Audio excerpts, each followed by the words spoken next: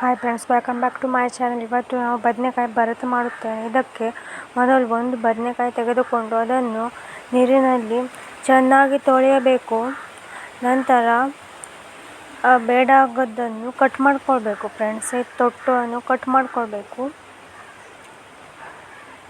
ಇಲ್ಲಿ ನೋಡಿ.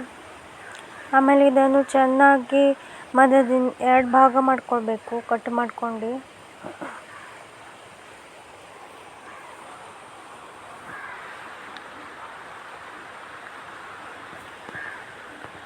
ಎರಡು ಭಾಗ ಮಾಡ್ಕೊಂಡು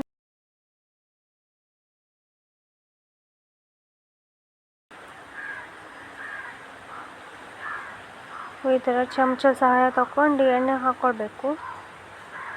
ಕೈಯಿಂದನೂ ಹಾಕ್ಕೊಳ್ಬೋದು ಫ್ರೆಂಡ್ಸು, ಕೈಯಿಂದನೂ ಹಾಕ್ಕೊಳ್ತಾರೆ.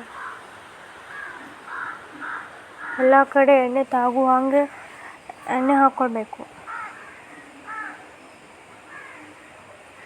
ಕೈಯಿಂದ ಹಾಕ್ಕೊಂಡ್ರೆ ಚಲೋದಾಗ್ತದೆ.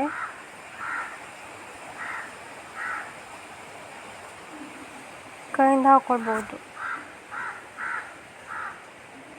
ಇದು ಸಹ ಹಾಗೆ ಮಾಡಬೇಕು ಫ್ರೆಂಡ್ಸ್.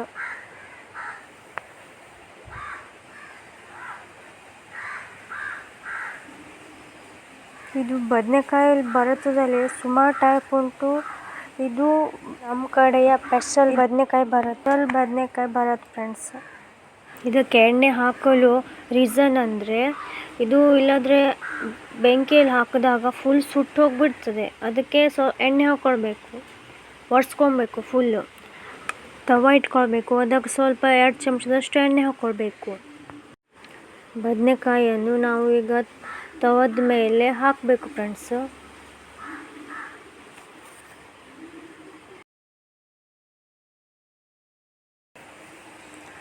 ಅದಕ್ಕೂ ಮೇಲಿನ ಸ್ವಲ್ಪ ಎಣ್ಣೆ ಹಾಕಬೇಕು, ಇಲ್ಲಾಂದ್ರೆ ಸುಟ್ಟು ಹೋಗ್ಬಿಡ್ತದೆ.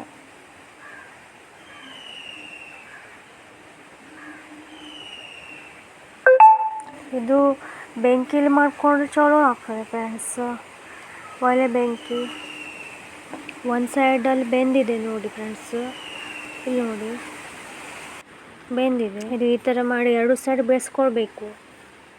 ಇದು 2 ಸೈಡ್ ಚೆನ್ನಾಗಿ ಈ ಥರ ಮಾಡಿ ಉಲ್ಟಾ ಮಾಡ್ಕೊಳ್ಬೇಕು. ತುಂಬ ರುಚಿಯಾಗಿ 2 ಸೈಡ್ ಬೇಯಿಸ್ಕೊಳ್ಬೇಕು ಫ್ರೆಂಡ್ಸ್. ಇಲ್ಲಿ ನೋಡಿ, ಈ ಸೈಡು ಬೆಂದಿದೆ ಫ್ರೆಂಡ್ಸ್, ನೋಡಿ. ಇದು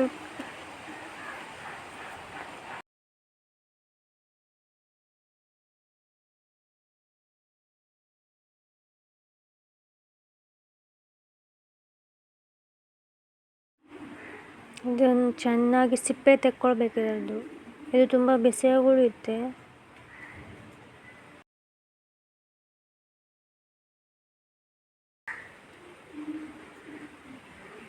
ಸ್ವಲ್ಪ ಬಿಸಿ ಇದ್ದಾಗ ತೆಗೆದು ಚಲೋದು.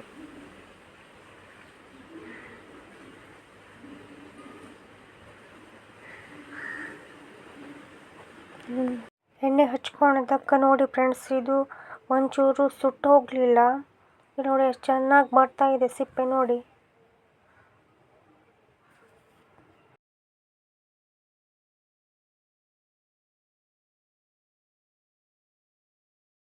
ಇಲ್ಲಿ ನೋಡಿ ಎಷ್ಟು ಚೆನ್ನಾಗಿ ಸಿಪ್ಪೆ ಬರ್ತಾ ಇದೆ ನೋಡಿ, ಸೂಪರ್ ಆಗಿ ಬರ್ತಾ ಇದೆ.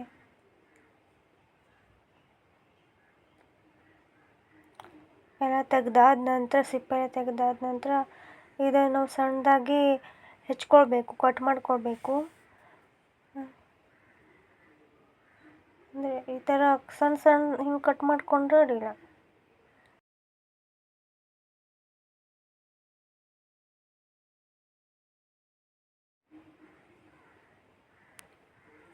ನಾವು ಈರುಳ್ಳಿಯನ್ನು ಹಾಕ್ಕೊಳ್ಬೇಕು. 1 ಈರುಳ್ಳಿ ಹಾಕಬೇಕು. ಈ ಥರ ಸಣ್ಣದಾಗಿ ಕಟ್ ಮಾಡ್ಕೊಳ್ಬೇಕು ಫ್ರೆಂಡ್ಸು. ನಂತರ ನಾವು ತೆಂಗಿನಕಾಯಿ ತುರಿಯನ್ನು ಹಾಕ್ಕೊಳ್ಬೇಕು, 1 ಕಪ್ ಆಗುವಷ್ಟು.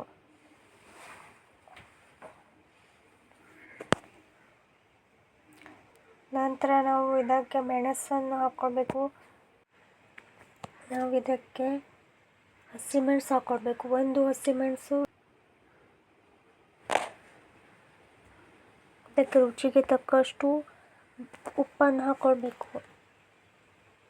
ನಂತರ ಇವೆಲ್ಲವನ್ನು ಚೆನ್ನಾಗಿ ಮಿಶ್ರಣ ಮಾಡ್ಕೊಳ್ಬೇಕು ಫ್ರೆಂಡ್ಸ್. ಈ ಥರ ನೋಡಿ ಎಲ್ಲವನ್ನು ಚೆನ್ನಾಗಿ ಮಿಶ್ರಣ ಮಾಡ್ಕೊಳ್ಬೇಕು.